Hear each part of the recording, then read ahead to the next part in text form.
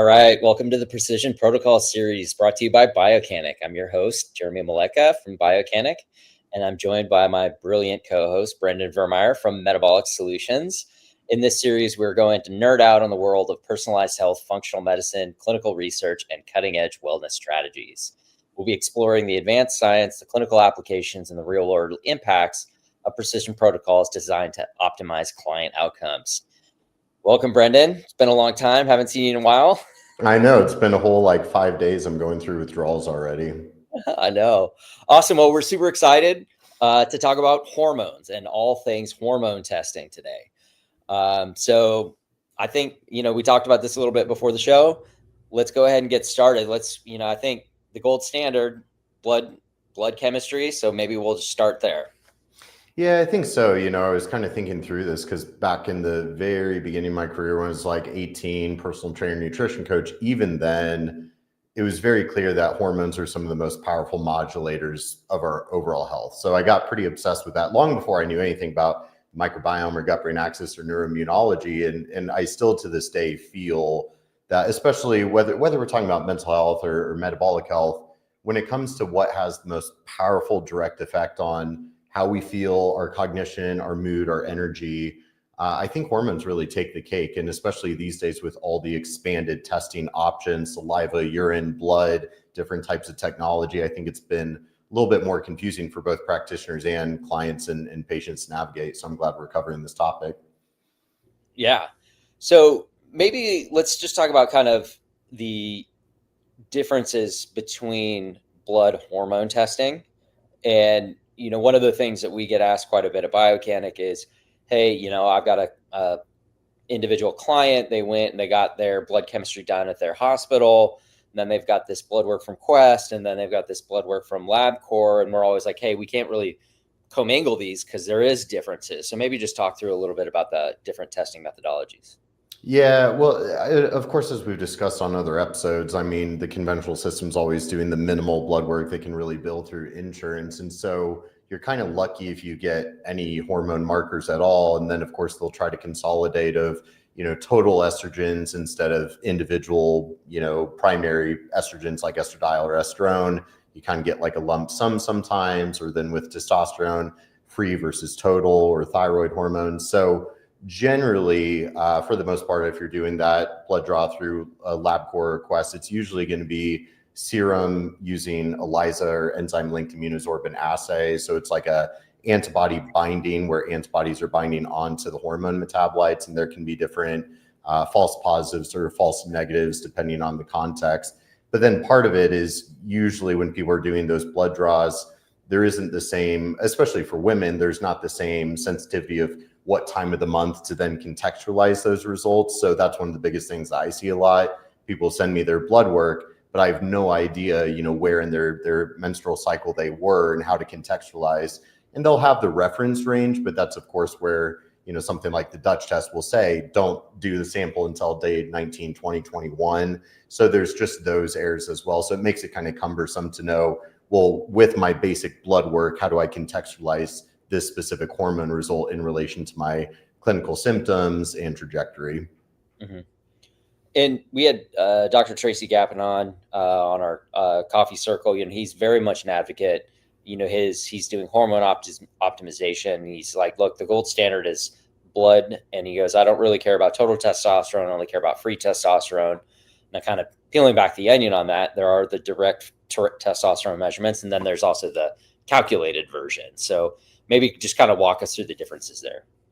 Yeah, the big thing, the big advantage with blood is you're going to be able to measure the sex hormone binding globulin and albumin along with some of the other basic blood markers. And that'll help to contextualize we know sex hormone binding globulin is obviously going to be that protein to chaperone some of our steroid hormones. And that's one of the things that we don't get with the saliva or the urine testing. And still to this day, especially for monitoring hormone replacement therapy, which is bigger than ever. And I'm very pro the intelligent use of HRT, measuring the quantifiable blood levels over the course of time in response to that, dissolving pellet or the troche or the injection or however they're administering the hormone. They're still primarily going to be using the serial tracking to monitor the rise and fluctuation in response to the hormone replacement. But I do think some of the emerging technologies we can get, more functional insight for then the modulation of metabolism and some of those metabolite patterns that we can get through the urine. So, I mean, to me, in an ideal world, if money didn't matter and budget wasn't too constrained, I'd probably want to do both. So I have the absolute blood levels I can track. And in an ideal world, like doing the blood draw on the same day as doing, let's say the dried urine sample or whatever the case might be. Mm-hmm. And I apologize. I guess we probably should have covered this off. What's your take on the calculated versus the direct measurement? So I've heard from both sides. So, like I said, Tracy Gappin, direct free testosterone measurement is all that matters. Whereas, we work with some of the direct to consumer platforms and they're like direct measurements totally flawed and full of errors. Therefore, we do a calculated value. And some of those calculations that you've seen in clinical research are SHBG, total testosterone, and then some include albumin. What are your thoughts on kind of the differences and what is the right methodology for really understanding kind of, free testosterone? Yeah, I mean, I guess my personal bias, I don't love calculations in general. I'd rather have a direct measurement with the most sensitive technology, which would really be like with liquid chromatography, mass spectrometry. So the problem with that in serum, because ELISA is a lot cheaper than the LCMS, whereas depending on where you get it, like I know my source in going through LabCorp, a single, testosterone biomarker using LCMS might be like $200, whereas like ELISA, it's like $20 or something like that. So I'd much rather have the direct measurement of the free testosterone using LCMS if possible. But it's just a lot more expensive in general. The calculations, I just worry about confounding variables in like dehydration status and how that might be altering albumin or then like creatinine concentration or with ELISA antibody cross-reactivity.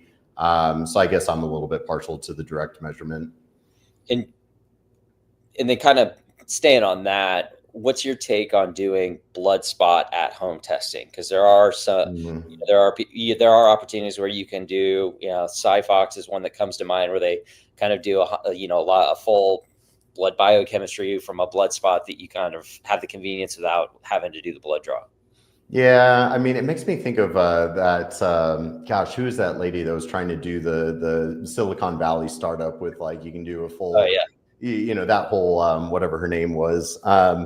Kind of makes me think of that. I question the reliability and accuracy and validity of the blood spot testing. Of like, sure, someday it'll be great when we have a microchip just put in our body like a CGM that can tell us our hormones in real time, and we'll get there eventually. But the blood spot, makes me think of our friend Dan at DHA. We talk about that all the time. If they can't show you like a exact 1-to-1 ratio with a, phlebotomy blood draw or a venous blood draw and how that correlates directly with the blood spot, I guess I'm skeptical that a blood spot can really replace like a full vial of blood being pulled straight out of the vein. Yeah. Yeah. It's one of those things that the convenience and the promise of it is amazing because you don't have to get that phlebotomist or go see one or bring one to your home. But, it also is, how much blood do you actually have to be able to get an accurate measurement, especially if you're going to do 50 other biomarkers in there as well, too. Oh, for sure. I mean, most of the blood draws I have my clients doing are at least like 20, 30 vials of blood, and that kind of becomes its own host of problems. But, if I felt more confident in the blood spotting, of course, it'd be way more convenient, less invasive, and especially working with like children and stuff, I'm all about the non-invasive testing with urine and saliva and stool. Mm-hmm. So now, we obviously just spent time with Dutch and Fluids IQ. Maybe let's kind of talk through urine-based hormone testing and how that compares and kind of what your thoughts are.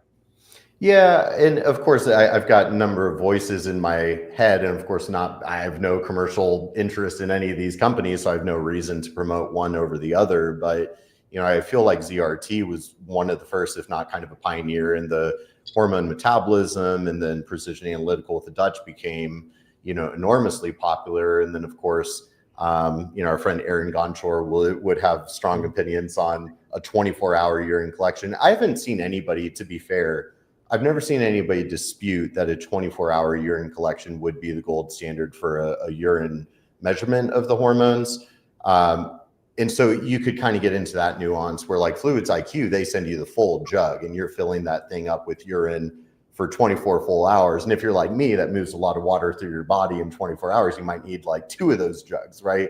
And then you kind of slosh it around and dump it into the cup to ship off that cup of urine with an entire 24 hours of urine in it. Whereas then, like with the Dutch and the 4 dried strips, it's a lot more convenient, taking 4 or 5 samples in a 24-hour period and dunking the strip into it. And then now with the hormone zoomer from Vibrant Wellness, it's little vials of urine, so it's a wet urine sample. So I guess once again, it's kind of, you have to weigh the pros and cons of the convenience versus the gold standard, because the full jug would probably be the most accurate way to go because you're collecting all the urine in that time. I know that's Dr. Aaron Gonchor's perspective, but Dutch is kind of reigning supreme. And I will say, even just in preparation for this conversation, I was kind of poking around Precision Analytical's website for the first time in years, and it's like they've come a long ways. They're doing some good research and putting some good publications out there. So I feel like they're at least doing it the right way with pioneering the Dutch and the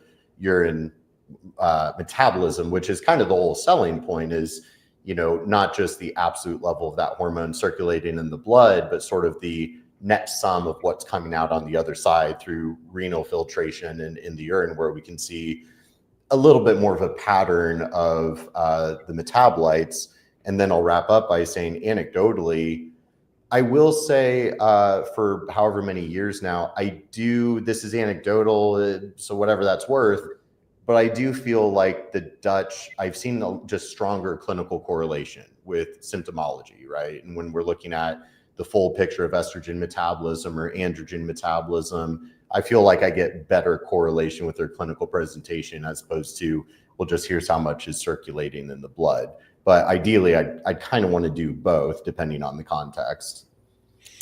Yeah, so maybe just to kind of walk through the whole hormone metabolism comparison for urine versus blood, maybe so on the blood biochemistry, typically is progesterone, SHBG, estradiol, testosterone total and free, and then maybe kind of walk through what you would get on a full urine based panel on the whole metabolite flow. Mm-hmm. Yeah, generally in the blood, yeah, as you said, the free and total testosterone, usually it's estradiol or total estrogens, and then the direct measurement progesterone. Whereas then on the urine testing, it's metabolites of progesterone that give a sort of progesterone estimation. Was it alpha and beta pregnenolone or something to that effect? And then with the estrogens, I mean, they're looking at estrone, estradiol, estriol, but then also the 2-hydroxy, 4-hydroxy, 16-hydroxy, and the 2 and maybe 4-methoxy, the phase 2 conjugated versions of those hormones too. So then the idea being, you see the primary hormone value and getting a gauge on the aromatase activity of how the androgens might be converting into estrogens through that aromatization process. But also like some of the androgen metabolites like etioclanolone, and seeing, does it seem based on all the metabolite metrics like there might be an increase in that 5-alpha reductase activity that creates those more potent androgens that drive, the oily skin or unwanted hair growth and some of those androgenic side effects. So that's where I feel like the value really comes in, is not just understanding the primary hormone value, but how are these being metabolized, and are they being metabolized into more noxious damaging like quinones, like the 4-hydroxy estrone or estradiol that can cause DNA damage, or are we able to actually metabolize them down the safer 2-hydroxy pathway and methylate them and clear them out of the body through phase 2 conjugation and elimination? Mm-hmm. So maybe just kind of thinking about case study, practical application. Let's say you do have the benefit of getting both a Dutch test and a blood draw on the same day. Maybe kind of walk through how you would think about looking at those two values. Obviously there's the testosterone on a urine-based test, but then there's also the direct measurement as well. So how would you kind of think through that? Yeah, I'll use it. Guys are easy. Guys are the easiest because we can kind of just measure the hormones any time of the month and it doesn't really matter.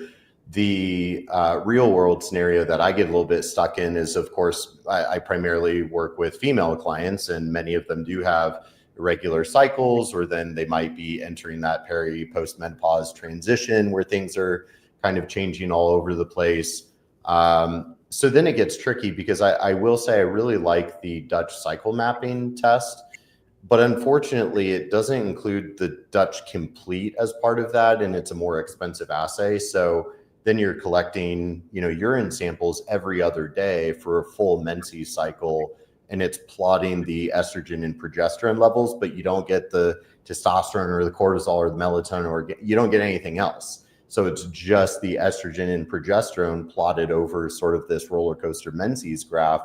And that's great to try to figure out, like, okay, at this time of the month, there's an estrogen deficiency, or then, a luteal progesterone deficiency and a relative estrogen dominance. So it's in the irregular cycles where it gets a lot more cumbersome. And for somebody like that, let's say a 40-year-old with kind of PCOS, and maybe they're entering like an early perimenopause kind of situation, it becomes problematic if I'm trying to have them do a blood draw or a single day sample, because really I'm trying to figure out what the heck is going on with your, 28 to 40 day cycle, and where are you at in that curve, so we can try to, modulate at certain times of the month. Of maybe this time of the month you need extra HRT or hormone support, and this time of the month you need more, estrogen detox and elimination. So that's where it gets hard. And in somebody like that, ideally I'd want the full Dutch cycle mapping to see their estrogen, progesterone over the course of the whole cycle,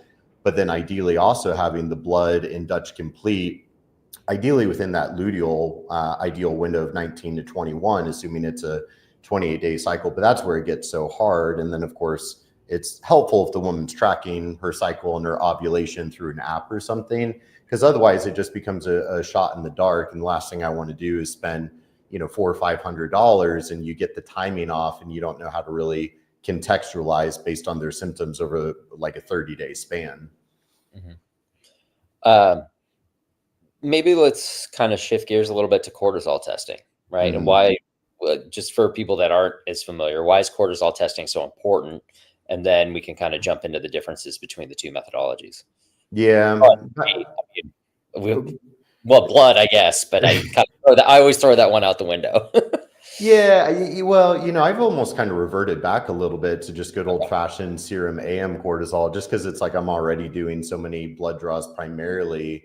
And so it's just easy and cheap to add that, $20 serum AM cortisol. And I've just done it so many times, I kind of know exactly where I want to see it, which is usually between about like 14-ish on the lower side, maybe up to 17 or 18, not much more than that. But to be fair, like, this is the easier part of the conversation, where saliva, saliva is absolutely the standard for cortisol and capturing that diurnal rhythm and capturing that cortisol awakening response, which is why, years ago, Dutch came out with, they had the Dutch complete, but now it's, the Dutch plus. So you can do that cortisol awakening response, which I think has been pretty established in the literature. Is like, actually, yeah, what happens in that first 90 minutes of waking, and what the cortisol awakening response is doing is so heavily implicated for as a sort of biomarker of our overall circadian biology. So the saliva, 4 points or 6 points in capturing the CAR, easily saliva for cortisol specifically. But, serum AM cortisol is still kind of cheap and easy. You just don't see then their diurnal rhythm. You can't correlate with like their circadian biology or light exposure, sleep rhythms, or like a relative cortisol increase before bed. So, plotting it out either in the urine or saliva is just way more insightful. But of course, then that's a more expensive panel compared to a $20 serum AM cortisol that, still kind of gets the job done sometimes.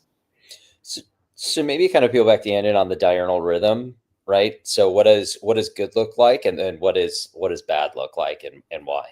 Yeah, I mean, I think we all can kind of picture what that curve would look like of in the early waking hours of cortisol starts rising up as we're approaching waking up. And it really is that increase in cortisol that ultimately wakes us up. But then within that first 90 minutes of waking up, we should get a pretty big spike in cortisol, where then we're peaking and then gradually gradually dropping down throughout the day, and then being at that low point right before bed. But of course, you see a lot of wacky things where some people really don't get a cortisol awakening response. And it's like, they're just sort of flatlining it to start the day. And they're always the ones that are fighting to get out of bed, fighting to get their day started. They're struggling with debilitating fatigue because they never get that spike to give them the sympathetic tone to conquer the day. So anecdotally, as a good example of that, I had a client years ago who I think she was in San Francisco. So she was on the West Coast,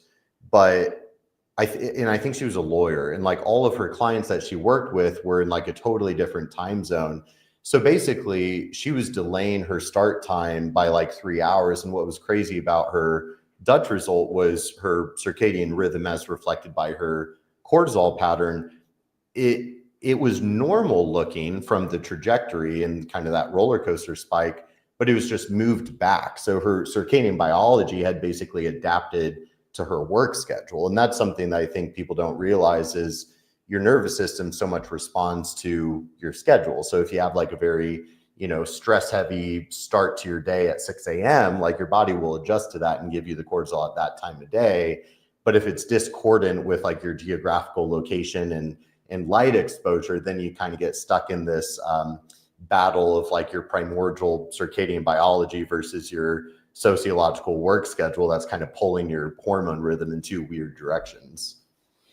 Yeah, and maybe if you wouldn't mind just commenting on how blue light affects cortisol pattern. Obviously, a very big conversation that's starting to come up more in the mainstream. So I think it'd be good to kind of quickly touch on that as well. Yeah, I mean, ultimately, it's just we get all this light passing through our retinal cones that modulates the activity of our suprachiasmatic nucleus and regulating pineal gland activity. So we ultimately get it's the light exposure that essentially dictates the cortisol awakening response. And, cortisol, like historically, we always call it that stress hormone, but I kind of refer to as more as like the get shit done hormone. It's the get work done. It's what really drives us and gives us the energy substrate availability to go about our day and get all of our work done. And so, the blue light at night is actually really problematic with being very stimulating to the brain and saying, hey, we have this potent blue light that sort of mimics some of the rays that we might get from the sun that are very stimulating and pro-cortisol, CRH, ACTH stimulating in general. So, of course, then you think of, and I'll admit I'm a little guilty of this at times too. I'm like playing chess on my phone at night. I don't like wearing my blue blockers because then I can't really see very well, but then I am just directly blasting my eyeballs with this very bright blue light that is going to disrupt our melatonin production and increase cortisol when we're trying to wind down and get into those REM cycles. Yeah. So let's kind of work through a couple different case studies. So let's take that messed up diurnal rhythm. What are you looking for across the testing? What would you tell, assuming you have a night shift worker, what are you looking for? Like, what does that have? And what would you expect to see from an impact perspective on their lab results? Yeah, generally, there's a kind of a school of thought, and the mechanisms get a little bit messy, but the idea being if we have this adrenal circadian biology dysregulation, it does tend to deplete our sex hormones in general. I mean, back in the day, it was kind of like that pregnenolone steal concept that's a little bit antiquated, but I still think there's a little bit of general validity to that, where our body is going to prioritize from like a biological evolutionary perspective, our body prioritizes survival and energy substrate over reproductive function. And so when we have this increased stress burden and allostatic load on our body, it's prioritizing the catecholamine secretion and the cortisol secretion, often at the expense of our sex hormones. And with PCOS, one of the predominant theories of like, why does the female body elicit this PCOS response? And it's primarily thought it's like, well, if the body doesn't feel safe, it feels threatened and stressed out, it's really focused on the stress hormones for the sake of survival. And it essentially shuts down fertility and messes up the progesterone secretion and the corpus luteum formation and everything. So generally, when you see somebody with either like a super depleted kind of flat lines, sort of adrenal exhaustion, low cortisol pattern, they usually also have very low steroid hormone values. DHA is usually low, testosterone is usually low, estrogen, progesterone, can be a little hit or miss. Sometimes it's a little higher in elevation, especially if there's more stress. There's usually also more inflammation, oxidative stress, which then does drive more aromatization, where then we have like this, low cortisol, low testosterone, but higher relative estrogen. But it just depends on the phenotype and what's going on with them, where you might see them completely depleted with like all of their steroid hormones, and they're kind of low with also low thyroid function. But a lot of times you'll see this kind of relative estrogen dominance, where the estrogen might actually be really strong or raging, proportionate to low cortisol, low thyroid, low androgens. And, especially in guys, a lot of guys will be really stressed out and inflamed, and then they have really low test, low cortisol with this higher relative estrogen and having a lot of those estrogenic symptoms. Yeah. And then, obviously, we've touched on kind of hormone replacement therapies, but how, with somebody that's kind of got, this PCOS, hormone, cortisol dysregulation, where does one start from, let's say, diet, supplement, lifestyle interventions? Yeah, I think hormone replacement, like I'm all for it when it's done well and it's tracked well. And I think all too often I've seen a lot of cases that kind of ends up being like a cattle line, where they just go back in, they get the same shot or the same pellet, the same dose, and maybe they're not, monitoring the blood levels or values, or taking the symptoms into account. And it's unfortunate because, of course, nobody knows their body better than them. We're the ones that live in our body. We feel our symptoms. But unless you're really educated to know, like, I need a little bit more thyroid hormone or testosterone. But it makes me think of a example client I had years ago, and he was more of a personal training client. I had some clients that were more, functional medicine lab testing, some clients that were still just doing personal training. But he was a conventional doctor, a cardiologist, and he had done testosterone replacement with androgel, so like a transdermal testosterone replacement.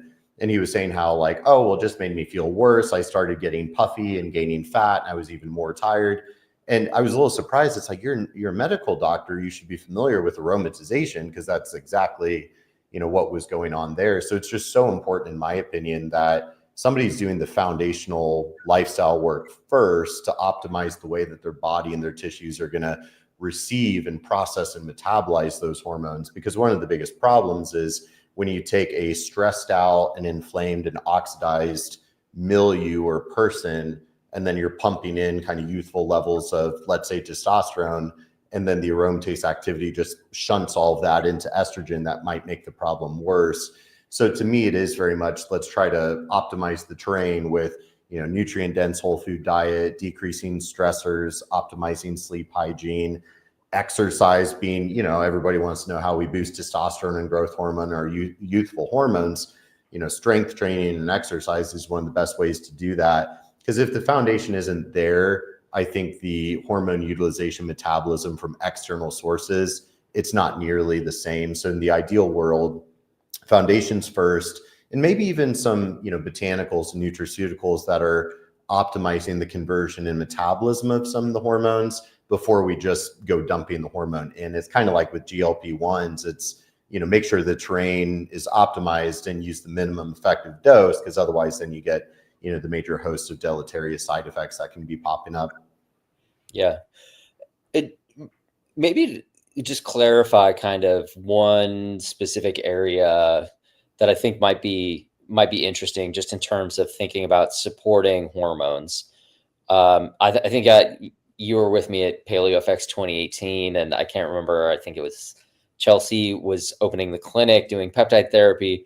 It seemed like peptide therapy was all the rage to support hormones, and then somehow we just transformed into hormone replacement therapy on TV ads. And then even getting, and maybe just clarify against what human growth hormone is. So maybe just kind of walk through each one of those and where kind of the differences are.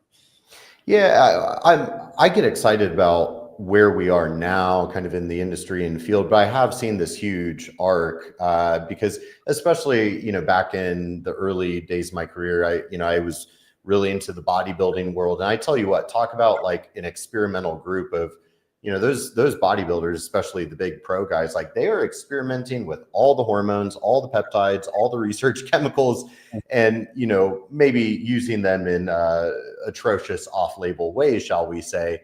But there's also a lot that, that demographic has learned, and then, they sort of disseminate that information, because it used to be very much about a lot of growth hormone promotion. And maybe 10, 15 years ago, growth hormone was touted a lot for longevity medicine and using, maybe like 1 or 2 IUs of growth hormone daily for its anti-aging properties. Whereas now I feel like the rhetoric has kind of shifted a little bit, where people are worried about, I've heard some people say, oh, well, growth hormone, that's like your aging hormone, because you get a big surge when you're, hitting puberty, and it's aging you faster. So why would you put more growth hormone in the body? Which I'm not sure I agree with, because I think it's very regenerative. It's helping your tissues grow and regenerate. So I think it does have more of a regenerative anti-aging type of effect. But I think now, especially with peptides just now kind of hitting mainstream consumerism interest, now people are more interested in like the ipamorelin and the CJC with DAC and all these growth hormone secretagogues that are essentially stimulating your body's natural growth hormone surge. So we've certainly evolved a lot past just the, injectable androgens and growth hormone or and insulin.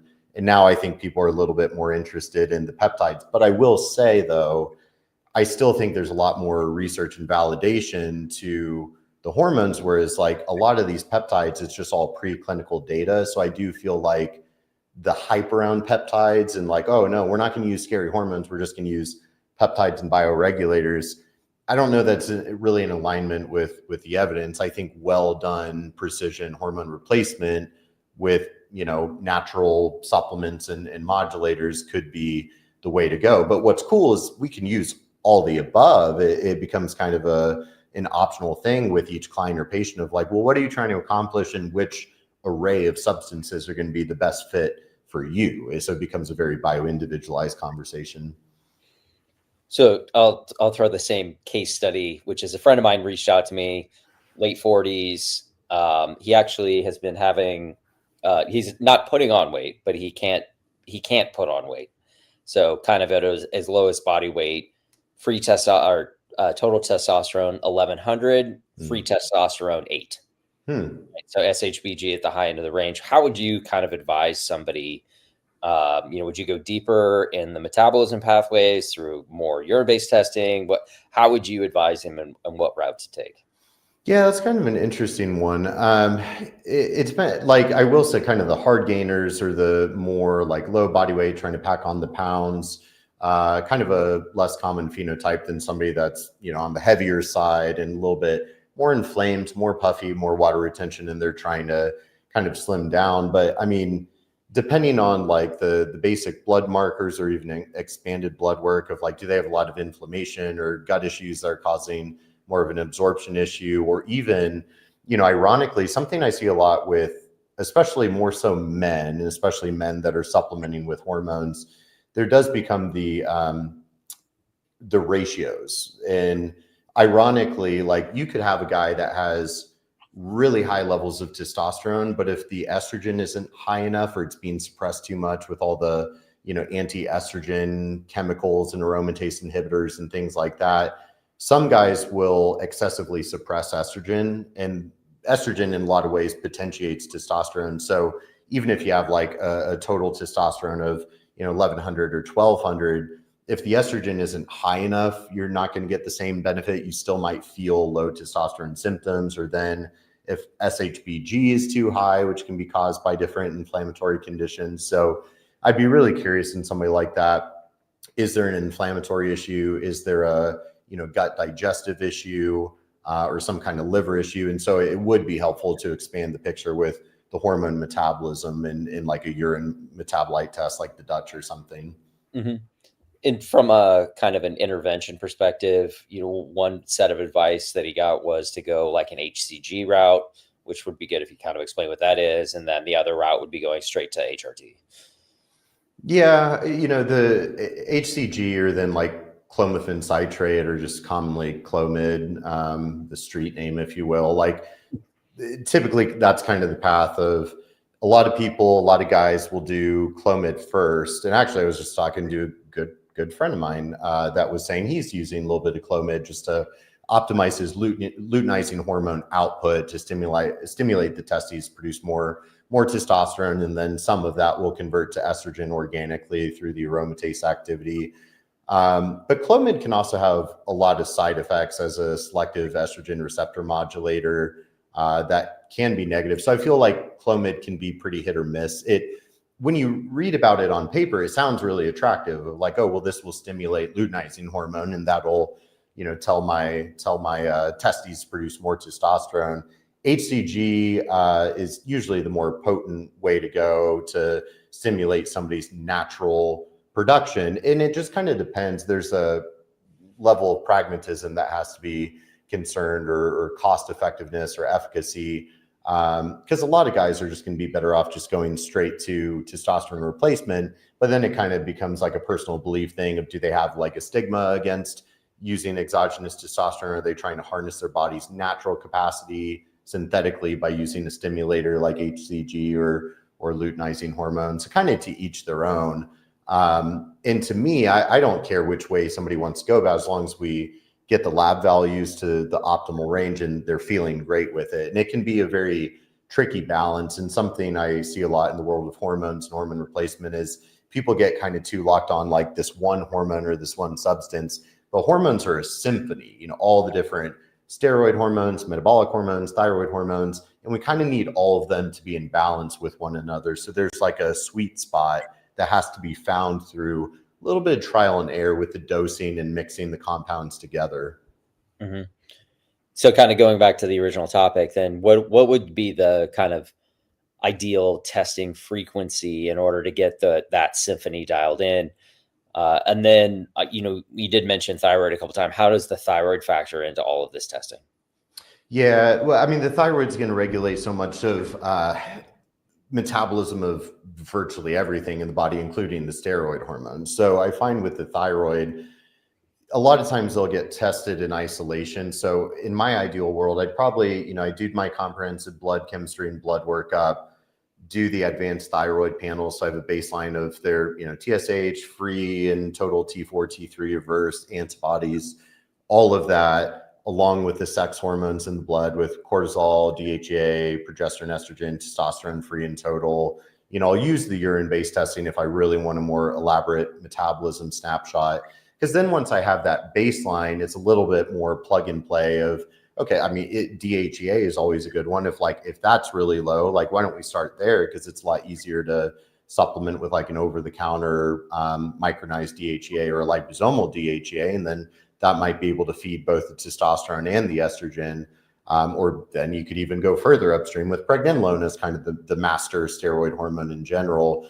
But a lot of times it's like people will tend to either go after the thyroid or the sex hormones. It's like, well, we kind of need all of it. If I don't see that, free T4 at about 1.3, 1.4, and the free T3 at least 3.0, if not closer to 4.0, then their thyroid is too sluggish. And sure, even if their estrogen looks great or testosterone looks great, their metabolic engine regulator, that is the thyroid hormone, is going to discourage the whole picture. So I think sometimes it doesn't have to be a huge overhaul, but even a little bit of the right hormone in the right place. For example, my girlfriend, she was already on Synthroid, but when we got her on a little bit of T3 and then a little bit of progesterone support, that made the world of difference with her overall clinical picture and symptoms. Yeah. And then, just coming back to the testing methodology. So obviously if you're using urine-based testing for your hormone testing, there really isn't a way to do the thyroid testing. You do have to do the blood draw. Yeah. I mean, that's exactly it. So I've gotten to the point I usually like to do the blood hormones and the thyroid. And then if we also do a Dutch on top of that, that's kind of my more complete picture that gives me more confidence. But at times you can see a discrepancy, and it gets tricky because you have to ideally make sure the blood draw was done like on the same day as the urine collection for something like the Dutch, because you will at times see, somebody might give you their blood report and it might show, lower estrogen, but then maybe you run the Dutch and it's showing high estrogen and high metabolites.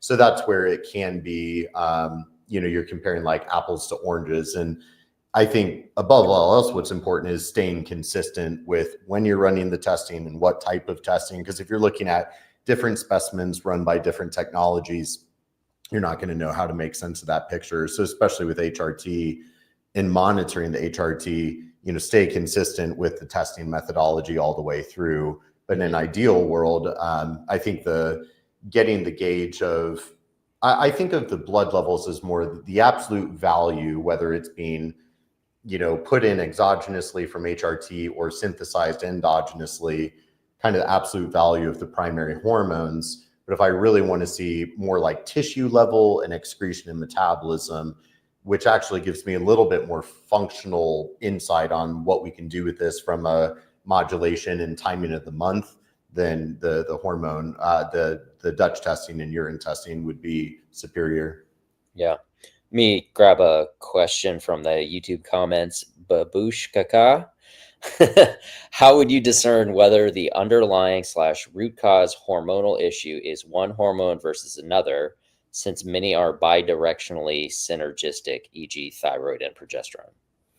Yeah, I mean, that's a fair question. And all too often I think about this all the time. It's easy to capture some data points and biomarkers, and it's tempting for our monkey minds we want to create the narrative of like, I'm going to take all these health complaints and symptoms and I'm going to choose to peg it on that one marker. And of course, that's just a narrative that's not really accurate, because it's the flux of everything going on. And even it gets you can think of it as like the hormone milieu, the internal environment in, our health and our symptoms are going to be sort of the net effect of all these innumerable physiological and biochemical pathways and interactions working together. So that's where, especially when you're starting out on like a functional medicine journey or self-healing journey or whatever it is, I always like to take things very slow to try to control for the variables. And like, we don't want to put somebody on 10 supplements or 10 hormones overnight, because that might not be necessary. So a lot of times it's going to be looking at, and there's an art to it. It's kind of a hard question to answer, like if it's not a practitioner, because a practitioner would know how to systematically think through these things of like, well, let me check the thyroid box, let me check the adrenal box and the ovary hormone and the metabolic hormone box, because it depends on the clinical presentation, the symptoms they're expressing. But then, a lot of it comes down to the testing, right? Like if for example, we're talking more about steroid, adrenal, and thyroid hormones, but what if their insulin is 4 times above the range? It completely changes the conversation of like, well, let's get the insulin resistance and the leptin resistance under control, because that'll make somebody metabolically healthier. And usually some of their sex hormones and steroid hormones will probably optimize themselves if we focus upstream on the metabolic dysfunction that's glaring with the leptin adiponectin ratio or insulin. So big question, not a very great answer, but ultimately it comes down to your test results, your clinical presentation, your unique needs and goals, and then tailoring the program based on that. Okay. So setting aside, let's say you had somebody who was doing all the right things, eating right, exercising, was not insulin resistant, but their cortisol was in the tank, their testosterone's in the tank, and their thyroid's in the tank. Where do you start? Back in the day, I was a little bit more of the mindset. I'm like, oh no, we can really fix and optimize and get their hormone levels back up through just, lifestyle and strength training, clean nutrition. And I will say a lot of people, I think their allostatic load, their stress load on their physiology is just so great that they really have a hard time making optimal levels of their hormones. Now, what I wrestle with, and this like keeps me up at night, I don't have a perfect answer.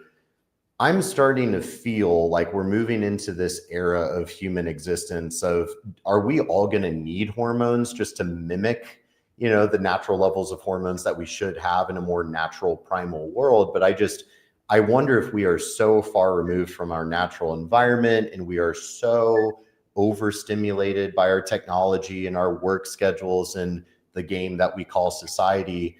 I don't know if the modern human lifestyle is even conducive to having the same youthful levels of hormones. Like you always hear, these days in the media and social media, it's like, oh, well, men now have the testosterone levels of guys that are like 80 years old. Whereas, back in the 50s, everybody was fit and skinny and metabolically healthy and had optimal testosterone. I think the billion-dollar question is, in today's world with the toxic burden, the stressful culture and lifestyle, can we even get back to those youthful levels of hormones? And I think maybe some can, but I am just seeing so many people that they need the hormone replacement. I remember years ago, I had this client who was a cop. And, this is a guy that he's a police officer. He has a rigorous schedule. And it wouldn't really be very helpful if I get on the call and I'm like, well, I need you to start working out more and sleep better and manage your stress and take some supplements. He could spend thousands on supplements and it's probably not going to, move the needle too much. So at that point in time, it just made a lot more sense of like, honestly, man, I think what's going to fit best for your situation and your stress load and workload is just doing some testosterone replacement. I just had another client, kind of a similar thing. So it's, being pragmatic. Some people that might be idealists, they might not want to ever touch exogenous hormones. Okay, let's try as much as we can to optimize through exercise and lifestyle and, stress reduction. But I think at some point it just comes down to like, well, we got to get the hormones to the optimal value so you feel good. And maybe once you feel good, then you can do some of the more foundational work that, allows you to get off the hormone at some point. It's just such a kind of par Q bio-individual conversation to have with each client and patient. Yeah. And the babushka is Becca. And follow-up question. Yeah. Wondering if it's about tracking the range or tracking the symptoms. And if it's sometimes the solution is simpler, even though a bunch of things might be off. I think that's my Becca in my FMHP program, because I told her that we were having this conversation today. Yeah. And she was asking about hormones in our FMHP call. So that makes a lot more sense. Hi, Becca. Yeah. So with like knowing that context, in my program, we have my functional RX questionnaire, which is built into Biocanic.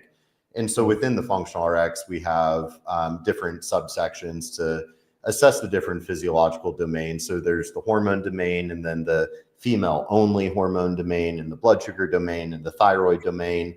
Because like from a symptom presentation, there's so much overlap with, like fatigue, for example. Are they fatigued because they have low cortisol or low thyroid or both? And it's like, well, probably test all the above so you have that baseline. But I will say, I think the hormone levers, if we think about each hormone biomarker in the blood or urine, if each hormone is a lever, I don't know that there's a more powerful lever to pull than the hormones. I'm not saying fixing hormones is going to fix everybody's problems forever, but especially like with the topic of mental health, I get really fired up because to me, it makes no sense in my mind. Like, let's say that you have a young man who's really depressed and he ends up getting put on something like sertraline or an SSRI that might make his hormone imbalances worse. Whereas like that dude might have just needed some testosterone and less estrogen. Like he could have probably gotten better, more efficacious results with like taking a DIM supplement to help with the estrogen metabolism, maybe taking some DHEA to boost the androgens, the testosterone, maybe a thyroid glandular. Like that could possibly be a better sort of treatment for his depression than the selective serotonin reuptake inhibitor. And that's kind of the nuance that drives me a little crazy. Yeah. And it's interesting, just kind of coming back to your concept a little bit ago, is, Gary Brecka and Dave Asprey had a podcast together, and that's all they were talking about. It was in the 50s, everybody had higher testosterone because they were healthier, and then in the modern world. And so, but, obviously they're very pro kind of hormone replacement therapy. So, it's interesting because this kind of symphony of hormones, and that's kind of why we're peeling back the onion on, all of these systems interacting and how to kind of think about giving the person the right resolution. Yeah, I feel like on a lot of, webinars and stuff I've done this year, because you know that my main thing I tend to focus on the most is the neuroinflammatory within the context of a mental health conversation. I focus a lot on the neuroinflammation, and I usually will say, like, if there is quantifiable, measurable neuroinflammation, to me, that's the top priority. Or if we think more broadly, if we're not talking about mental health and we're talking about metabolic health, even if the goal is still to optimize hormones or maybe like fertility, maybe they're trying to have a baby or something, if there is measurable inflammation, putting out the fire is the top priority. Like I would argue, you can't fix the hormones when there's inflammation. However, the point I want to make, if there's not really measurable inflammation or immune activation or just this inflammatory oxidative fire and milieu, well, then I think the hormones kind of pull the most weight in how they feel. So if we don't see the elevated inflammatory biomarkers, but they are super, fatigued and low libido and achy and can't put on muscle and recovery well and all these things, getting them on the right hormone regimen, natural or exogenous, supplemental or prescription, is probably going to be the thing that moves the needle the most with how they feel. Like, more candidly, if I had a medical license, because everybody just wants to feel better, and the fastest way I could do that would be an HRT regimen, some peptides, and a few supplements. And then once you have the lights on and they feel good, now it's like, now let's overhaul your lifestyle and everything about that. Yeah, for sure. Anything that's coming up in the future? I mean, Mira has been interesting at home urine-based test, specifically around cycle tracking, fertility. Anything that's kind of on the horizon for you? I would really love to see the Dutch cycle mapping or something similar expand a little bit. Like I know Vibrant released the hormone zoomer. I've been looking at that, and they're trying to be competitive, and I get that. And they have some interesting new metabolites and markers on that. Like they have some bone health markers and whatnot. For me, though, I mean, we say it on almost every episode, but the day that we get to the point that we have that CGM or microchip or whatever, that we're seeing our steroid hormones and thyroid in real time, because precision hormone replacement, because I don't like pellets because they're so slow dissolving and you get these weird spikes and drops in the hormones over the course of time, and the symptoms are so responsive. So I think like a compounded troche, that dissolves between your gums and your lip. I think that's a great way to administer the hormones, because then imagine the day where if we knew your hormone levels every single day with like a CGM type device, and then we could bio-individualize the prescription troche on a daily basis for a 30-day cycle of like, oh, well, this time of the month, you need a little extra progesterone and a little less testosterone. Like, I think that'll be the future of hormone replacement technology and monitoring. But for now, I think it would be great if we had a test that plots the hormones over, a 30-day period, but not just the estrogen, progesterone, but all of them, also the testosterone and DHEA. More relevant for women, but I believe scientifically in time we'll see that men have a little bit more of a hormonal cycle that we just haven't really mapped out yet. Because I think even us guys, we have a rhythm to our hormones. And I also think that maybe a man and a woman that are in a relationship, I think their hormone cycles kind of start paralleling one another. I think there's something to that. Yeah. I think there is definitely a diurnal rhythm for men's testosterone as well. Yeah.